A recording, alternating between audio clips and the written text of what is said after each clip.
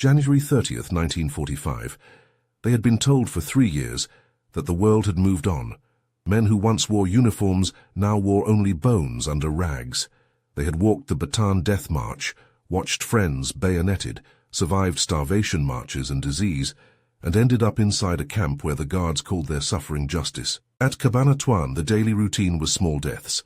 2 thin meals of watery rice, latrines clogged with bodies, burial details that took more men every week.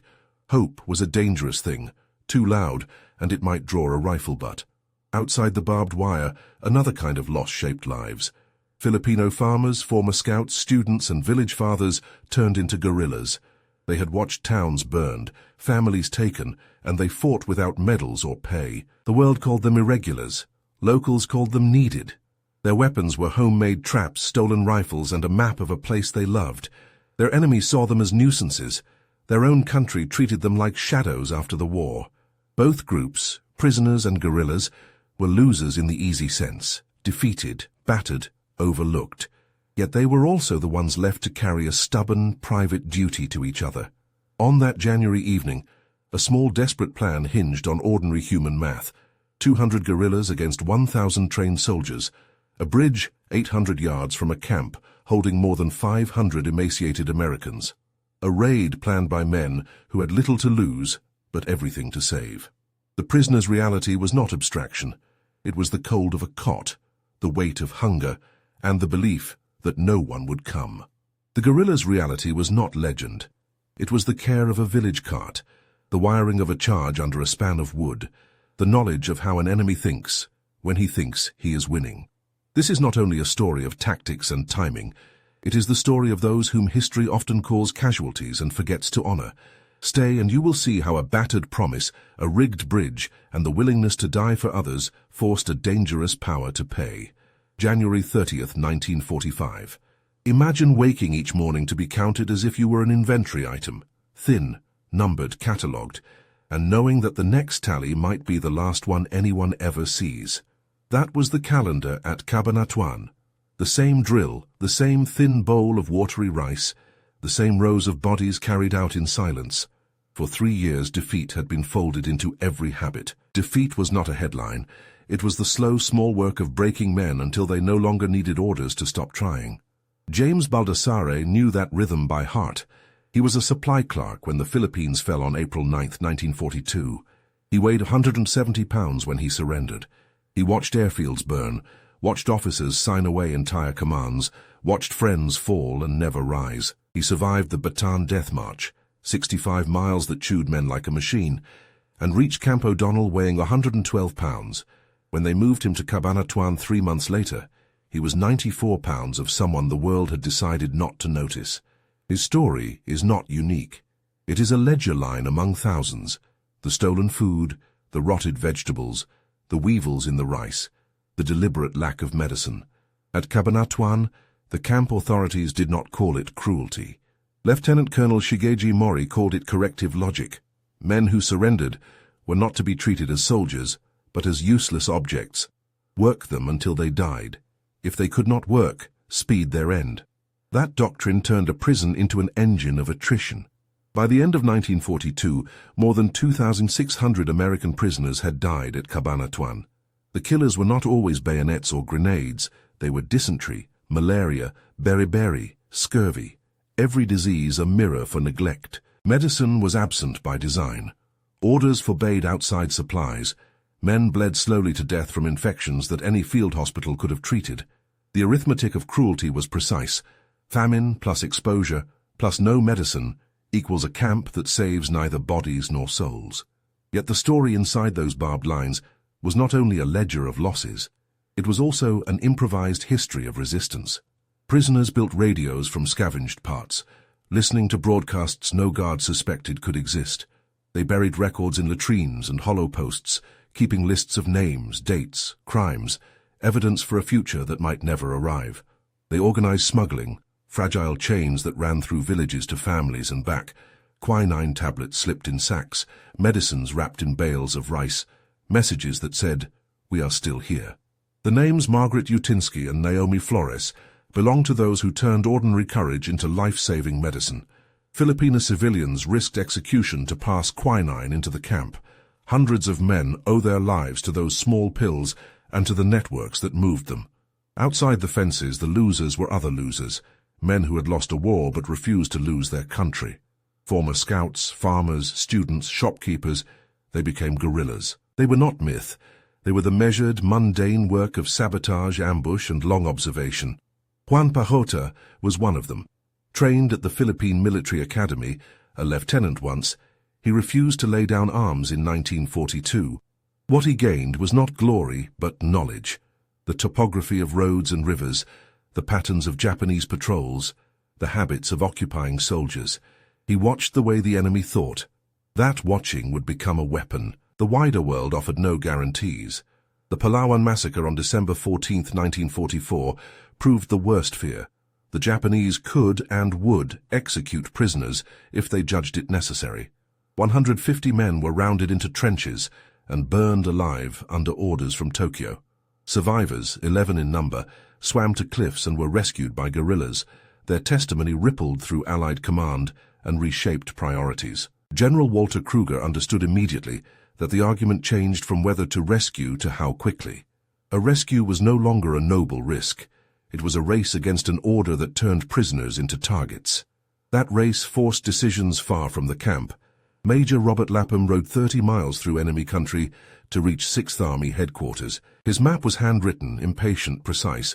500 prisoners, 200 guards, 1,000 soldiers at Cabu Creek, 5,000 in the nearby city, convoys clogging the main road by day.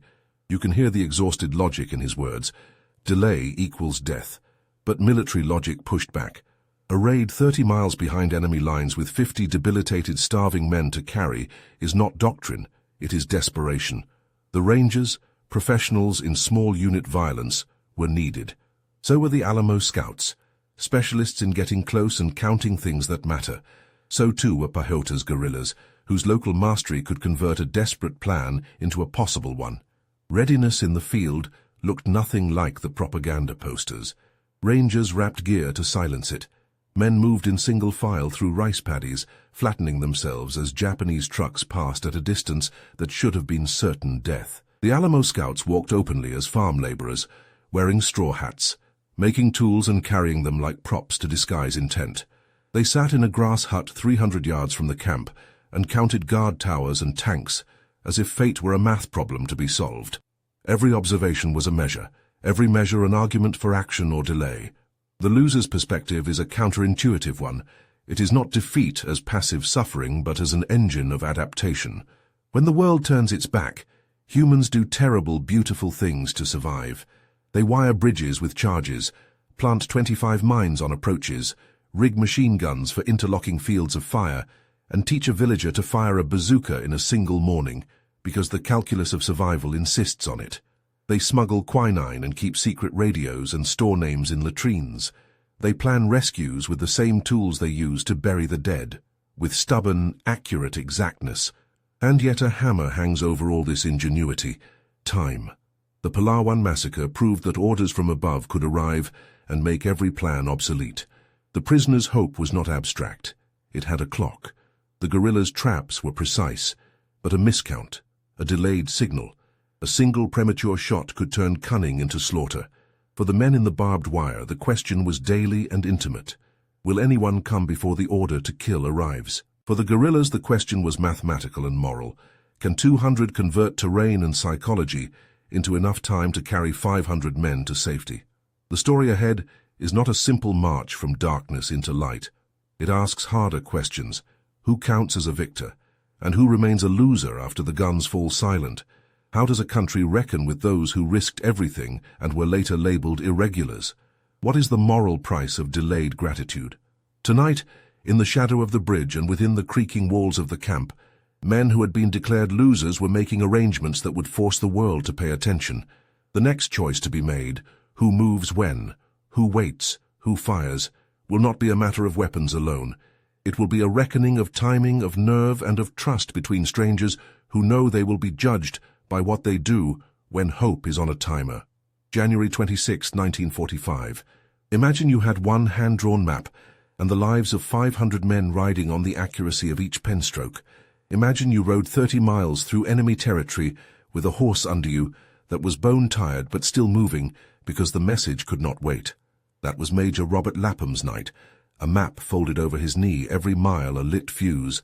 In a small stifling room of 6th Army headquarters, he spread that map and spoke in a language commanders always understand. Numbers, positions, time. 500 prisoners, 200 guards, 1,000 soldiers at Cabu Creek, 5,000 in Cabanatuan city, highways choked with retreating columns. An order from Tokyo had already shown what could happen if the Japanese felt cornered. Palawan proved they could and would execute prisoners. Waiting was a risk. Acting recklessly was a risk too. This is the moment when formal military calculation met guerrilla knowledge. On one side sat Lieutenant Colonel Henry Mucci, the ranger commander with trained men and doctrine for daring raids. On the other side was Juan Pajota, who had never stopped being a student of this land and its people after the regular army dissolved. When you face a problem in your own life, planning a move, handling a family emergency, deciding whether to call in help, you do a similar trade-off. You weigh speed versus preparation, what you can control against what you cannot. The military debate was a larger, deadlier version of that same evening in the kitchen calculus. Mucci wanted action at once. Every day increased the chance that orders to execute would arrive. To him, delay was a moral ruin. Pajota argued for a one-day postponement. He had watched the highway in front of the camp, trucks, tanks, whole units moving north during the day. He had scouts reporting the Cabu Creek troops were on edge. Patrols increased, flanks tightened. To attack while the enemy was alert would be to choose a tomb over a miracle. Prince, the young company commander who would lead the assault, sided with Pajota. His decision was not sentimental. It was pragmatic. Timing mattered more than raw courage. It is useful to understand what that debate felt like in real life. Think of a time you had to get someone vulnerable out of harm's way. An elderly neighbor before a storm, a child from a dangerous place. You decide whether to move them immediately through chaotic streets, exposing everyone to unpredictable dangers, or to wait until roads clear and you can get a vehicle. Waiting risks something, rushing risks everything. That everyday dilemma echoes in the room where strategies were drawn with coffee-stained maps and tired eyes. They chose to wait 24 hours, and that decision would force the next problem to be solved by other hands. The Rangers assembled with a focused quiet that resembles a family packing for an emergency evacuation. Men cleaned weapons, counted ammo, wrote short letters they might never send. They rehearsed movements the way someone practices a route out of a burning house, step by silent step. The Alamo Scouts, 14 men divided into 2 teams, were the eyes that had to walk closest to danger. They specialized in looking and not being seen. Lieutenant Bill Nellist and Private First Class Rufo Vacula walked into the enemy's backyard wearing straw hats and farm tools, the best disguise for men who know how to turn invisibility into advantage. They sat in a grass hut 300 yards from the camp and watched the prisoners' world like technicians reading an instrument panel. Towers, guard shifts, the shed holding 4 tanks. They returned with details that turned speculation into certainty. This is where the loser's perspective sharpens. The men inside the camp were not just victims waiting for rescue, they were keepers of memory, of records, of micro-resistances. The guerrillas were not romantic fighters, but logistical planners whose village networks could turn a dozen carabao carts into an evacuation train. Both groups operated without the fanfare of uniforms and medals. Both did the small, precise work that keeps real people alive. They remind us that survival often depends on the same mundane tasks you do in your life: keeping a list, packing medicine, arranging rides for someone who cannot drive. These acts are not glorious. They are necessary. As plans hardened, the mission was framed with 3 uncompromising requirements: total surprise, perfect timing, and no prisoners left behind. Those were not slogans, but strict laws of survival. Surprise would allow Rangers to neutralize towers before the alarm could spread. Timing had to be exact, because the window for moving hundreds of infirm men under cover of darkness was narrow. Leaving no man behind was a moral code and an operational need. Abandoning even one prisoner would mean a return to the nightmare of Palawan, of incinerated bodies and scorched witnesses. Rangers and guerrillas set roles. C Company, led by Captain Robert Prince, would strike the rear and clear prisoner barracks. F Company would hit the front gate and neutralize towers. Alamo Scout teams would do the reconnaissance and guide the Rangers in. Pajota, with his guerrillas, would be the blocking force at the Cabu River Bridge. That bridge, 80 yards long, a narrow wooden span over a fast river, was the operation's keystone. If 1,000 Japanese at Cabu Creek crossed it, every ranger and prisoner would die. If Pajota and his 200 guerrillas held it, the operation might succeed. The stakes were not abstract. They were people whose names were known to other men who loved them. The technical challenges were plain and unforgiving. The Rangers had 121 men available. Mucci selected his best companies. There was no air support on call, no armored reinforcements, no safe extraction route if daylight found them on the wrong side. The Alamo Scouts had to confirm the camp layout, the number of guards, and the location of tanks. Pajota had to convert his men, farmers, former scouts, improvised fighters, into a disciplined blocking force. He wired mines, placed machine guns, rigged charges under the bridge to deny tanks. He thought about human psychology the way others think about a traffic light. Predictability is leverage. The Japanese, after years of victories, had predictable habits. They charged. They expected inferior foes to break. Pajota planned to make their expectations a trap. Think about ordinary expectations that guide your own life. People follow routines, bus times, store openings, the rhythm of workdays. When an opponent, literal or figurative, counts on those habits, you can anticipate them. Pajota used that insight. He designed a V-shaped defense, so any crossing would funnel soldiers into crossfire, planted mines where troops would run, and wired demolition to disable the bridge for armor. None of these moves required exotic weapons. They required observation, patience, and local knowledge. The same skills you use when you plan a commute to avoid traffic or a project to meet a deadline. Observe patterns, build contingencies, and time actions. Not everyone supported this careful choreography. Some rangers worried about waiting, afraid an extra day would give the enemy time to discover and execute the prisoners. That fear is a living thing. It eats at men's sleep. For prisoners, the waiting itself was corrosive. Imagine being too weak to stand, lying on a mat and hearing engines pass, thinking each rumble could be your last. Imagine the psychology of men who had been trained for battle, reduced to bargaining with sleep and small favors from fellow prisoners. That psychological weight made the rescue question both tactical and moral. Those who planned it carried a unique burden. They had to be right. Through the long daylight of January 30th, the Rangers crawled into position. They moved 800 yards in 6 hours, crawling through mud and ditches, stopping whenever enemy vehicles passed within yards.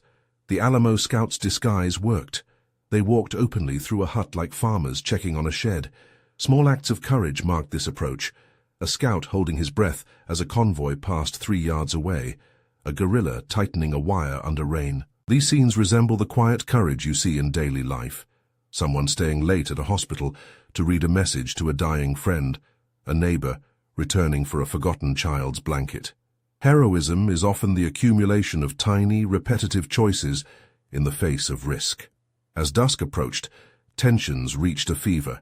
Pajota's guerrillas moved into position at the bridge. They could hear the Japanese on the far bank finishing evening formation, smell food cooking, hear orders barked in a voice that meant they expected security. The Rangers lay in fields, having rehearsed extraction routes and signals. A P-61 would distract the camp with a noisy flyover. A red flare would tell Pajota when prisoners had left the camp. A second flare would tell him when to withdraw. Each signal was a handoff in a chain that could not break. The mental image is like a relay race where one dropped baton means catastrophe, except the runners are carrying men who can barely walk. Before the attack, there were private moments that reveal the human cost of this operation.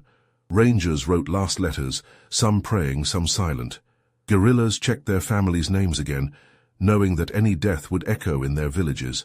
Prisoners whispered names of men who would not see the end of the night. These micro-conflicts, doubt versus duty, fear versus resolve, love versus sacrifice, built an emotional architecture that made the mission more than an exercise in tactics. It became a moral act, an answer to the question of what you do when the world has declared some lives unworthy. If you have ever hesitated about a decision because the stakes involved someone else's life, you recognize the pressure in this moment. The plan, the map, the signals. All of it could fail. The choice to proceed, to wait, to trust strangers from another culture and language required a particular kind of faith. Faith in people's ability to act precisely under stress. That faith is not abstract. It is the daily faith you put in friends and colleagues, in the neighbor who feeds your cat when you're away, in the co-worker who covers a shift at the last minute. When systems are strained, human reliability becomes the decisive variable. Tonight, the plan depended not only on weapons but on that reliability. The question that hung in the air was both simple and terrifying. When the first wave of Japanese men charged the bridge, would Pajota's gamble, that psychology, terrain, and timing could be turned into a force multiplier, pay off?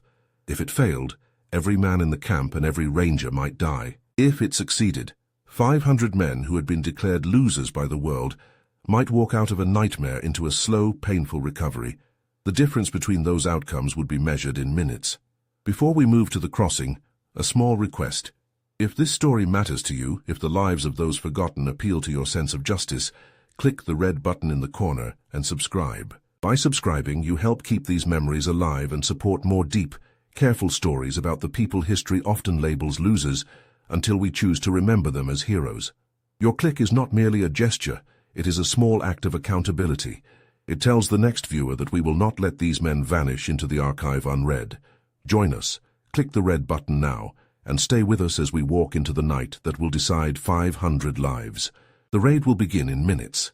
Men who had been told they were forgotten are about to test whether being overlooked can be turned into a tactical advantage. The next choice, the first shot, will split the night. January 30th, 1945. Dusk closed like a hand on the rice paddies.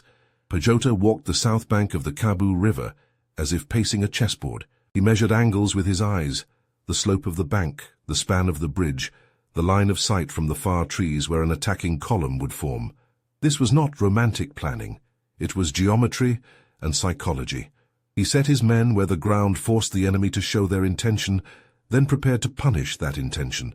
The V-shaped line he dug was simple in principle and cruel in effect. 2 arms fanned from the bridge into the bank, each arm forming overlapping arcs of fire.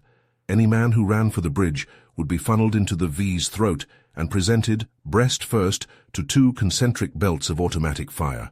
Machine guns sat at the apex, not to sweep the river, but to create a sustained wall where bullets would meet flesh and steel.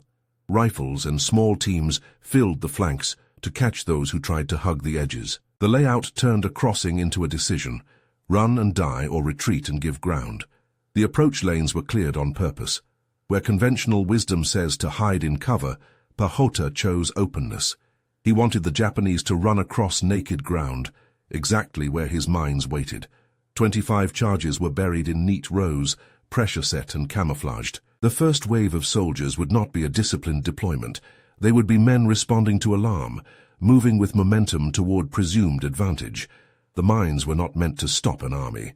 They were meant to break it, to break cohesion, to shred morale, to turn a charge into a tangle of bodies and wrecked momentum. Under the bridge, Pajota placed shaped charges calibrated by hand. They would not bring the span down. They would break it where an armored vehicle's tracks needed continuity. The goal was to make the crossing impassable for tanks, while leaving enough wreckage so infantry could be delayed and channeled. That engineering judgment, the decision to damage rather than destroy, was a surgical answer to a tactical problem. It required an imagination that looked ahead to extraction as well as to slaughter. What would you do if you had to choose which part of a bridge to break so your friends could pass but the enemy could not? The guerrillas learned to work like craftsmen. They wrapped wire carefully, tested fuses, measured depth of water, watched for currents. The river below was not a passive element. It was an accomplice. Its current would carry wounded bodies and debris downstream, making movement and retrieval harder for anyone trying to force a crossing. Pajota used the river's mood to his advantage. Troops that fell would be dragged away by the flow, their movement choked and their unit cohesion severed. Heat and smoke from bamboo fires and the P-61's thundering pass would lend visual confusion. Pajota ordered his men to use the ambient light and smoke to keep Japanese sightlines uncertain. He arranged water cans and spare barrels beside gun positions to cool overheated parts quickly. Machine guns can fire a murderous rhythm for minutes, but sustained fire cooked barrels to red and jammed parts. The guerrillas practiced spool swapping and hosed down barrels with water from canteens while someone else kept the trigger squeezed, a choreography of life and death. There was also the human calculation, which man to place where. Pajota positioned veterans of ambush, and men who knew the river at the apex where quick thinking was priceless. Boys with better eyesight took the flanks as picks for approaching platoons. A handful of men, scouts and runners, were kept in reserve behind a small hedgerow to counter any flank-crossing attempts. The reserve was not a grand force, it was a gamble. A few men to bleed more attackers, to kill momentum, to buy minutes.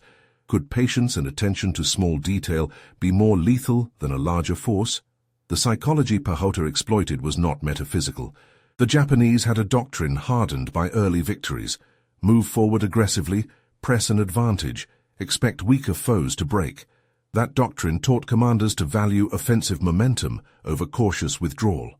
Pajota's plan inverted that expectation. He would force Japanese soldiers to do what they believed was right, charge, and in doing so, he turned their training into a liability.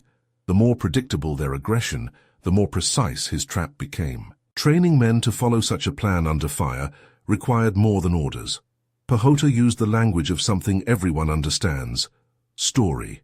He told each squad a simple tale about the man on the other bank, the enemy who had burned his village, the neighbor's child taken, so that anger matched discipline. Men who fought for the cognitive comfort of victory often broke when bullets fell. Men who fought for a remembered face could hold longer. This was not about blind hate. It was about anchoring soldiers in purpose so they would stay in position when the flesh screamed to move. Pajota also rehearsed failure scenarios. If the demolition under the bridge failed or a tank crossed, what then? He marked extraction paths, sent runners to hide in culverts, prepared ropes and felled bamboo to create emergency crossing points away from the destroyed span. He had no illusions. This was a plan of probabilities. If A, then do B. He accepted loss as a statistical variable and tried to minimize what he could. How do you hold a line when you know loss is inevitable? On the far bank, Japanese officers took formations for granted. They had returned to quiet evening formations after months of occupation, and that quiet carried a dangerous complacency. Pajota's scouts watched the way men lined up for roll call, the micro-pause between commands, the path they took to get to the bridge. Small habits made his world legible: an officer's habit of sending the first platoon to the center, the way cooks carried plates along a side trench. He used these habits like a locksmith uses the hint of a tumbling lock to open a safe. The guerrillas were also keenly aware of time. Their watch syncing was almost religious. Synchronization prevented tragedy. They needed the P-61 to scream at the precise moment Rangers would hit the camp, the Alamo Scouts to give the signal that the prisoners were moving, and the red flare to tell Pajota to begin withdrawal. Without that choreography, civilians and prisoners would be left exposed to dawn, when the Japanese could bring coordinated reinforcements and aerial observation. Pajota's schedule was a fragile thing that only human steadiness could hold. What would you risk to keep your watch exact under the roar of battle? A curious detail: the bazooka that would later disable a tank was not given to a seasoned artilleryman. It was handed to a guerrilla who had been taught to aim and fire that morning. There is a lesson here about improvisation and trust. Small weapons like the bazooka required not only technical knowledge, correct elevation, an understanding of lead and movement, but also a mental steadiness to aim at a moving metallic target. The operator's first shot would have to be good enough to break momentum, or the bridge might be lost. The guerrilla who carried that bazooka had a life outside the war, tending plowed fields, mending nets, and a family who expected him to come home. His choice that night was personal and monstrous. Take a weapon that might end another life, and by doing so maybe spare many. This inner tension is hard to hold, the thought that to save your children you might have to kill someone else's. It is a moral calculus many of us face in lesser ways every day, competing for jobs, making choices that gain for some and cost others. War compresses that calculus to seconds and metal. Does the right to live for one person justify the taking of another life? As the sun slackened in the west, Pajota walked the lines again. He adjusted a machine gun bipod, asked a young man to check a fuse, and watched the river's mood. Nearby villagers moved silently, hidden by reeds, their carabao carts ready at a prearranged point. These vital civilians were part of the same plan, a community that had refused to be mere audience. Their presence beneath the night made the operation broader than a military maneuver. It made it an act of communal rescue. There was one more practical layer, the map of sound. Pajota and Prince both studied how noise traveled across paddies at dusk. The P-61's engine would be a deliberate sound to lift attention. The Ranger's initial shots would be the trigger for Japanese reaction. Pajota timed his firing to begin only when a critical mass had committed to the bridge approach. Waiting to the last second meant more bodies would be piled in the killing zone. Firing too early reduced the trap's lethality. The decision turned seconds into bodies saved or lost. If you could hear the difference between life and death in a span of 3 seconds, could you hold yourself steady enough to wait? Men settled into positions with the nervousness of those who wait for an exam. They must pass without a textbook. They whispered last jokes, adjusted slings, and checked faces of the men beside them. Some looked at photographs sewn into shirt linings. Others stared at the sky and tried to name constellations, as if naming something returned it to the ordinariness of life. These small acts were anchors. They kept men from unraveling under fear. At 70 yards from the bridge, a child might have sat on a cart and watched soldiers fall and never understood why. For Pajota, the moral clarity was brutal and narrow. Save the prisoners that night, and the living might remember that an act of rescue outweighed the sting of past humiliations. Fail, and the camp would be consumed by orders, and the dead would be catalogued as statistics. He had placed his bet on human endurance and detail. The next minutes would reveal whether that bet had been sound. January 30th, 1945, 1940 hours. The sky over Cabanatuan carried a sound that was meant to mean danger, and for a few crucial minutes, deception. The P-61 Black Widow screamed low over the camp, engines spitting and climbing. A noisy, aggressive bird meant to lift every guard's head from his post. Inside the barbed perimeter, men who had learned to make miracles of small comforts looked up as if to answer a summons they barely dared hope for. Outside, the first shots cracked. The raid had begun. The Rangers moved like a shadow rehearsed, measured, precise, and almost clinical. F Company hit the front gate with the speed of a practiced hand. They blew the lock and poured into the compound, grenades and rifles making a single sweep violence that was both choreography and mercy. At the rear, Prince's C Company smashed into the prisoner barracks. Towers that had loomed like teeth were neutralized inside seconds. The camp's defensive logic, watchtowers, wire, open fields to prevent escape, turned against itself. The very openness that had kept prisoners penned became the stage for their liberation. Inside the huts, confusion and disbelief fought for dominion. Many prisoners had been reduced to the size of their bones. Some could not stand. Imagine the thinness of a man who once weighed 170, now a weight little more than a child's. Some thought a Japanese trick, others suspected delirium. The Rangers had rehearsed the explanations. "We're Americans. We're here to take you home." That sentence landed like a medicine. Men wept, some laughed, some simply stared in a state between life and not life. A colonel who once commanded thousands whispered and weighed 79 pounds on a cot. Another man, a former athlete, had legs so frail the Rangers feared they would break if carried incorrectly. The rescue team had to decide, in minutes, who could walk and who must be carried. They fashioned litters from bamboo and cloth and carried the weakest like secrets that could not be abandoned. Everything depended on a single calculation: time. 50 minutes to assault, evacuate, and move a column of 500 men out of range. For this to succeed, the blocking force at the Kabu River Bridge had to make a brutal arithmetic true. 200 guerrillas and their machine guns, mines, and charges had to hold off 1,000 trained Japanese soldiers supported by tanks. That was more than odds. It was a test of timing, nerve, and human stubbornness. On the south bank, Pajota watched the far bank explode into motion. He heard officers shout. He smelled cooking fires interrupted by the smell of fuel and diesel. The Japanese at Kabu Creek were not a single unit, but a mass of trained men who reacted the way doctrine taught them, aggressively in mass. Pajota waited until the right moment. He had ordered his men to hold fire until a critical mass, the point where retreat would be impossible, reached the bridge approach. At 1942, the first soldiers ran. The guerrillas opened up. Machine guns sang like a single terrible instrument. Rifles answered in staccato bursts. Mines detonated under feet and bodies. The first wave collapsed into the killing lane. The bridge choked with men. Then the bridge's engineered heart did its work. At 1944, Pajota detonated the charges he had placed under the span. The explosion did not bring the bridge down entirely. It made a wound, a gap large enough to swallow the treads of a tank. A Japanese tank attempted the crossing anyway, confident in inertia and steel. It fell into the newly created hole, its heavy belly caught where wood had been pried away. The tank blocked the bridge. What followed was a vital and terrible domino. Infantry could neither cross freely nor bring up armor to clear the defenders. The choke turned tactical mobility into immobility, and immobility under fire is death for those who cannot retreat. Japanese doctrine prized counterattack. Officers tried to reorganize, but the V-shaped fields of fire Pajota had prepared turned every attempt into a rout.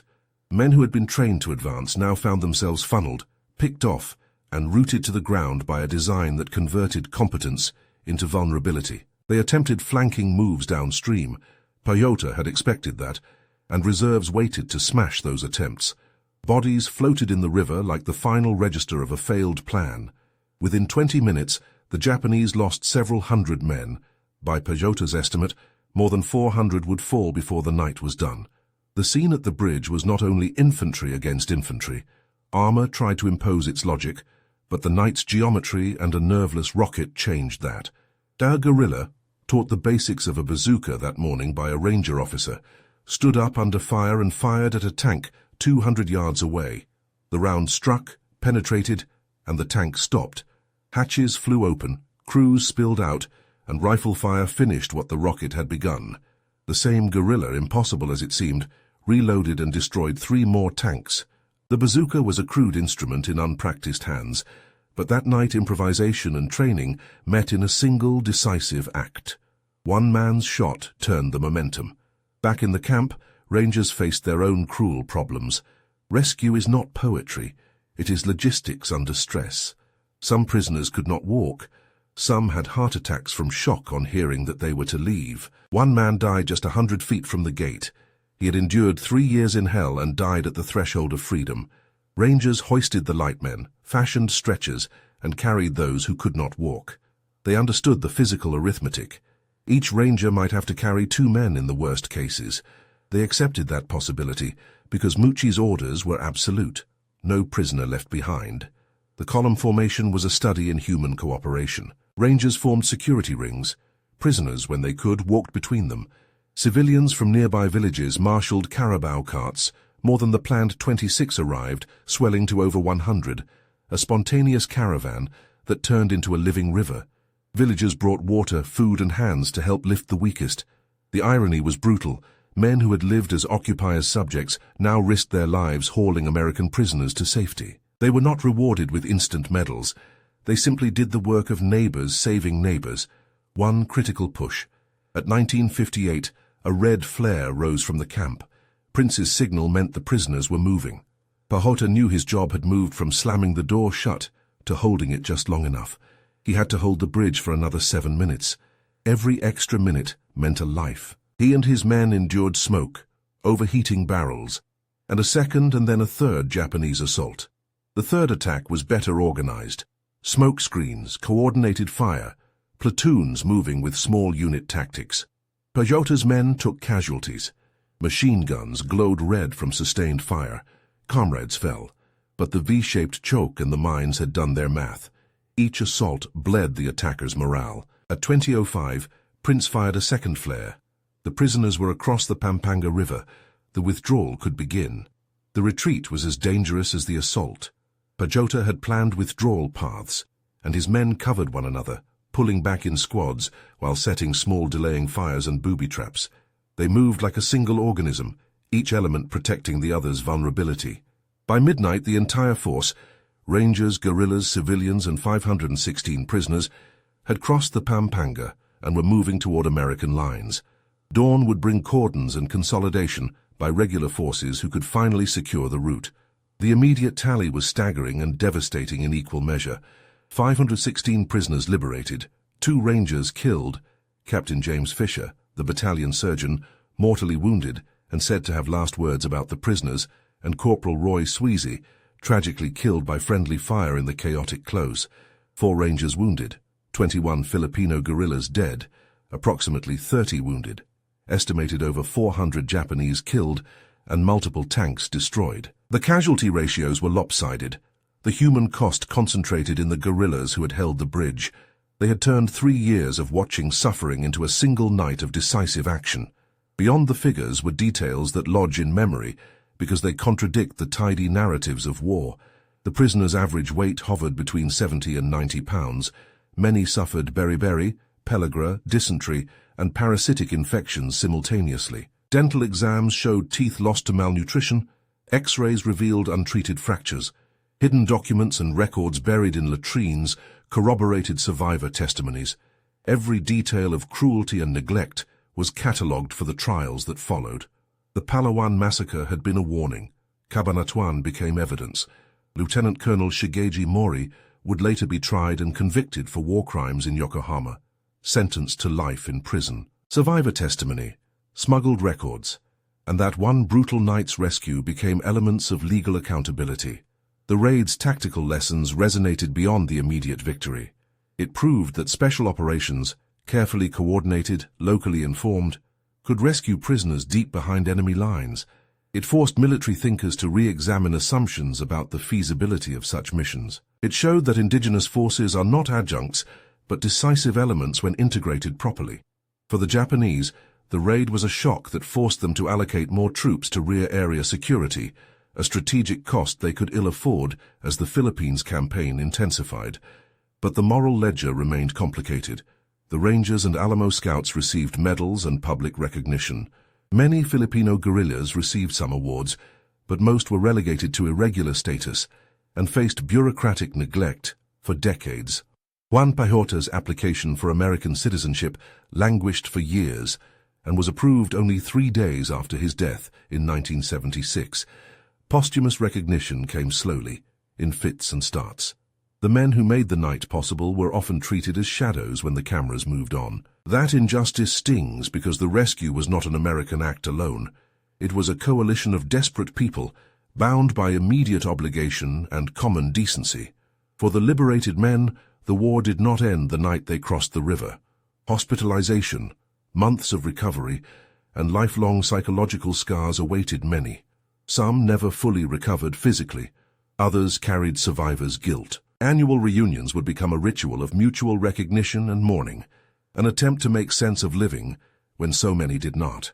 Sergeant James Baldassare, who had survived the Bataan Death March and 3 years at Cabanatuan, returned home to a welcome that felt disproportionate to the emptiness he felt inside. He spent years writing letters to families of those who did not return, ensuring the dead were not merely statistics. Globally, World War II killed roughly 70 million people, an unfathomable scale that makes individual stories easy to lose and simple numbers dangerously flattening. But individual nights like Cabanatuan remind us why those numbers matter. They are made of faces, names, and the choices of ordinary people who did extraordinary things. The rescue was a surgical reversal of defeat. It took men who had been declared losers and proved they could still create decisive outcomes. It forced a moral question the world had to answer. When nations call some lives expendable, who will stand to say otherwise? The night's images remain arresting because they mix the intimate and the mechanical, the sharp smell of cordite and the soft weight of a man being lifted into a cart, a tank falling into a hole while a barefoot guerrilla reloads a bazooka, a red flare rupturing the darkness and signaling that hope is on the move. These are pictures we can't forget because they insist that human decisions, precise and terrible, can change the course of others' lives. When dawn came, relief moved in, and the rescued were placed behind American lines. The strategic picture shifted, but the emotional one did not.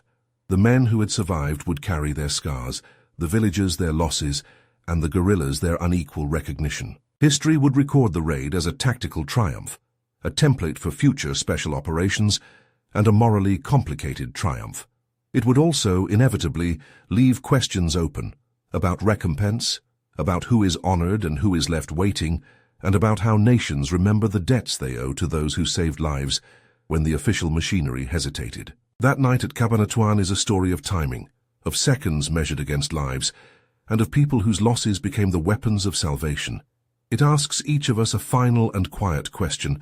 When faced with a life to save, what would you risk, and who would you remember afterward? They carried the night with them long after the guns went quiet.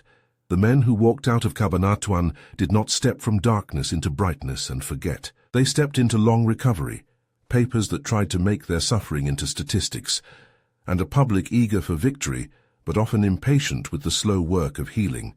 The loser's view, those whom history marked as defeated, broken, or irregular, reveals what victory looks like at close range, a mix of mercy, debt, and a long, unsettled accounting. The immediate facts are blunt. 516 prisoners were freed that night.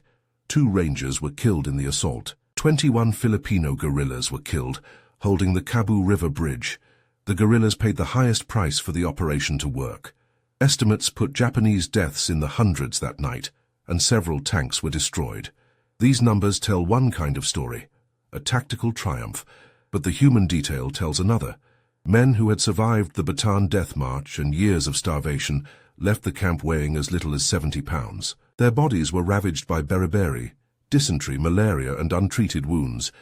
Many had teeth rotted from malnutrition and bones that never healed correctly. Medical staff had to rebuild them as if repairing a house after a long flood. Psychological wounds proved deeper. Many survivors lived with nightmares, sudden anger, and an empty space where faith in the future once lived. Some felt intense survivor's guilt. Why had they been spared when comrades died? Others could not rejoin ordinary life.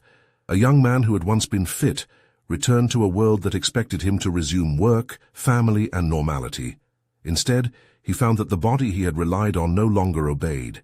He had to relearn how to trust his limbs. He had to relearn how to be seen by others as a whole person, rather than a war case. 2 men speak to the moral shape of the raid. Captain Robert Prince, quiet and precise, would carry the image of that night with him for the rest of his life. He pushed to recognize the Filipino contribution. Juan Pajota, the guerrilla commander who had designed the bridge defense, continued to fight until the islands were free.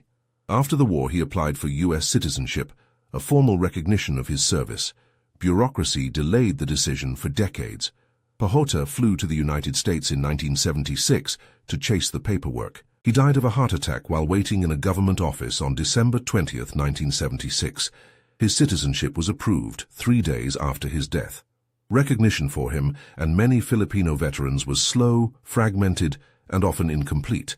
Some received medals but were denied the same benefits and pensions as American veterans because they were classified as irregulars. Full, timely gratitude was missing. This imbalance is not a small injustice. It is a mirror of how nations remember winners and losers. The U.S. honored Rangers and Alamo Scouts quickly. They received Distinguished Service Crosses, Silver Stars, Bronze Stars, and public ceremonies led by figures such as General Douglas MacArthur, who praised the mission's importance. The Alamo Scouts received Presidential Unit citations. The Filipino fighters who risked their lives in the shadows received lesser, delayed recognition. It took until the early 2000s for serious efforts to correct these omissions. In 2003, a joint commission began work toward recognizing Filipino veterans. In 2006, Pajota's family accepted posthumous recognition in Manila. These acts of recognition, while necessary, arrived late for many who had carried scars for decades. The legal aftermath also demanded accountability. Survivor testimonies collected during and after the war became evidence in war crimes trials. Lieutenant Colonel Shigeji Mori, the Cabanatuan camp commander, was tried in Yokohama and convicted, sentenced to life with hard labor. The survivors' written records, hidden documents, lists buried in latrines, descriptions saved from memory, were vital to establishing patterns of cruel neglect and deliberate policy. These documents transformed private suffering into public record. That transformation is crucial. It turned experience into testimony and testimony into law. It made the crimes legible. The raid's tactical lessons reached military thinkers quickly. Special operations learned that well-trained, well-coordinated small units could do what large formations could not: penetrate deep, move with speed and precision, and rescue people held in hostile territory. The operation highlighted the importance of working with local forces. The guerrillas' knowledge of terrain, supply lines, and enemy habits turned the impossible into the probable. Later operations drew on these lessons in Korea, Vietnam, and elsewhere. Local allies matter, intelligence built from human networks matters, and timing can be more decisive than absolute firepower. Yet doctrine and medals do not mend broken bodies or soothe grief. Years after the raid, reunions of survivors focused less on celebrating a tactical masterstroke and more on naming the dead and recounting losses. Men who had been prisoners sat beside those who had been rescuers. They compared scars, told stories of the same nights from different angles, and held one another accountable in ways governments often did not. Reunions became a kind of living memorial, a space where memory was kept alive by the people who had lived it. Those gatherings are important because memory fades when it is left to institutions alone. Memory needs witnesses who will speak. There is a larger lesson in that need to speak. Across World War II, tens of millions died. In the Pacific, brutal neglect and targeted atrocity added a level of cruelty that still shocks. The Cabanatuan raid is an example of moral imagination. People who had been declared losers made choices that saved lives. But moral imagination requires moral accounting. To honor the rescued without honoring those who rescued them is to repeat a small injustice. It is to let history flatten debts into footnotes. When nations decide which lives to honor first, they shape the moral map that future generations will inherit. So what should a moral map include? First, honesty. The full story must be told. The bravery, the improvisation, the failures, and the delayed recognition. Second, gratitude that is practical, not performative. Recognition should include timely benefits, pensions, and public honors for those who fought in allied roles, not only after campaigns of public pressure. Third, education. The story of this raid and the role of Filipino guerrillas should be part of how we teach about World War II, not as an American-only triumph, but as a joint effort where local courage turned the tide for hundreds of men. Teaching changes memory. Memory changes policy. Finally, the raid teaches a private lesson we can apply in daily life. When neighbors suffer and institutions hesitate, ordinary people can and do act. The villagers who brought carabao carts to evacuate prisoners could have stayed home in fear. Instead, they risked their lives and livelihoods to help. That choice is not different in kind from everyday acts of courage we perform, giving time to someone in need, advocating for a marginalized neighbor, or stepping forward when officials neglect a community. The moral muscle we strengthen in small acts prepares us for larger tests. We conclude by asking something simple and necessary. If this story has moved you, consider 3 actions that matter. First, subscribe to this channel. Subscribing is not just a click. It is a promise that stories of the fallen and the forgotten will be told. Second, like this video. A like helps others find this history and encourages us to keep producing careful, human-centered accounts. Third, share your thoughts or experiences in the comments. Ask questions, share family memories, or reflect on what you would do in a similar moral crisis. You can comment anonymously if you wish. Every voice extends the conversation and helps keep the memory alive. Remember the night at Cabanatuan, not only as a military feat, but as a moral test. Remember the prisoners who survived and the guerrillas who paid with their lives. Remember that history is not only about winners, it is also about those who were called losers but acted like keepers of a shared humanity. Do these small things now.